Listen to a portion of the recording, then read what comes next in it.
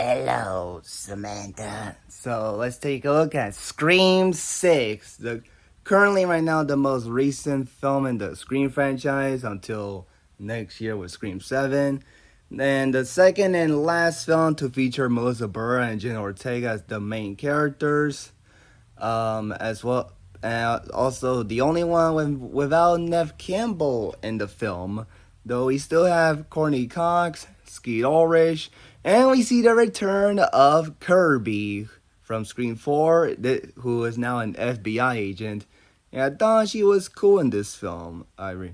Liked her in this film. And so let's review Scream 6 for Halloween countdown. And I gotta say, I really enjoyed this one. Of course, I love all the Scream movies.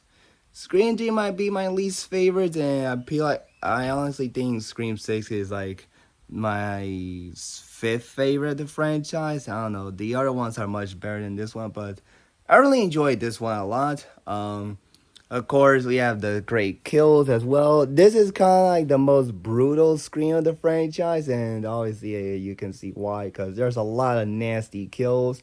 Like there's in the opening, there's one that were in the fridge of bloody corpse, then covered in like split into parts. That was a very gross scene. One character gets stabbed in the mouth in the climax, which was very quite crazy to see. Character gets stabbed in the eye.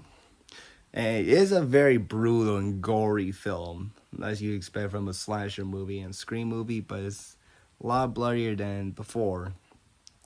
And this film, Sam Carpenter is kind of getting hate some online, where she is considered the villain of the Woodsboro murders and Richie the innocent hero, and like she sees a psychiatrist, but he kind of felt uncomfortable with her when she told her about how it felt killing Richie and it felt right, and he was not feeling in the mood with it until he gets later killed by Ghostface right through the nose, which is quite crazy, quite great kill, by the way. Um, and there's a moment in the film that goes viral in the film where some girls puts Diet Coke on her. Uh, after Sam stops some dude trying to be with Tara. Before Tara goes with Chad, who survivors of the previous film, Scream 5. Um, and I really liked, of course, the sister relationship between Sam and Tara. Did a good job, and Melissa and Jenna, great chemistry. And I really thought, of course, Chad was very memorable, good as well, and Mindy as well was fun in the film. I thought Danny was fine. He is kind of like this movie has some vibes of Scream 2, where in the Scream 2, Cindy has met someone new, that being Jerry O'Connell. And this one, Sam meets someone new, that being Danny. And the twist of the movie of the three killers, which is kind of crazy. This movie has the most Ghostface killers. Spoilers. One in the opening where it's revealed to be Jason, where he kills Professor Samara Weaving. And he kills her, and it doesn't have the title card. It keeps going and takes out the mask. It's revealed to be Jason or Flash Thompson, and then we see him at his room or his house, where Ghostface calls him, and where he see or and he and it's revealed that his friend Greg got brutally killed and cut into parts, to pieces, before Ghostface stabs Jason multiple times, and it made it. And apparently they made a deal to finish a movie, but Ghostface didn't give a f about it. And then the climax is revealed to be Detective Bailey, the cop, as well as Quinn and Ethan, revealed to be the Richie's family, which is kind of like similar to Nancy Loomis from Scream 2, only with more Ghostface. It's kind of crazy. We have this in this film. We have four Ghostface instead of two or one like in Scream 3, and they were fine. I mean, not just because they're similar to Nancy Loomis, but they're not as intimidating or interesting as Billy, Stu, or Amber and Richie or Jill. Something about them is not as memorable as the other ones. Probably the weakest ones of the Scream killers.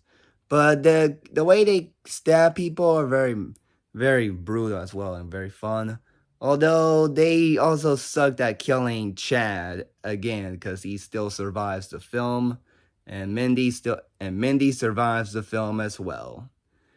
Um, and I do like how Sam wears Billy's Ghostface suit at the end of the film to kill Bailey, and then throws his Ghostface mask in the ground at the street where he has the end.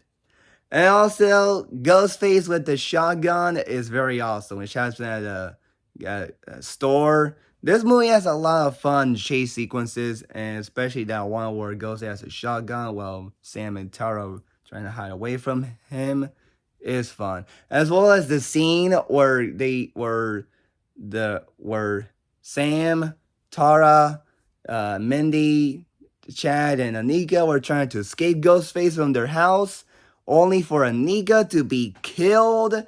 But when Ghostface was trying to stop her from getting to Danny's house, and she falls and gets hit in the eye, and it's a very bloody scene, shot of her. Like that was a crazy death scene. I really love that scene. This movie has a lot of great kills and chase sequences in the film. And yeah, so like I said, Kirby's cool in the film, and Gail Weathers is memorable for some scenes she's in, and her chase scene with Ghostface was very memorable. Was very cool as well. So yeah, I really like Scream 6. I really enjoyed it a lot. I'm a huge fan of these movies. So let me know your thoughts on Scream 6. Let me know your thoughts on it, and peace out. Bye.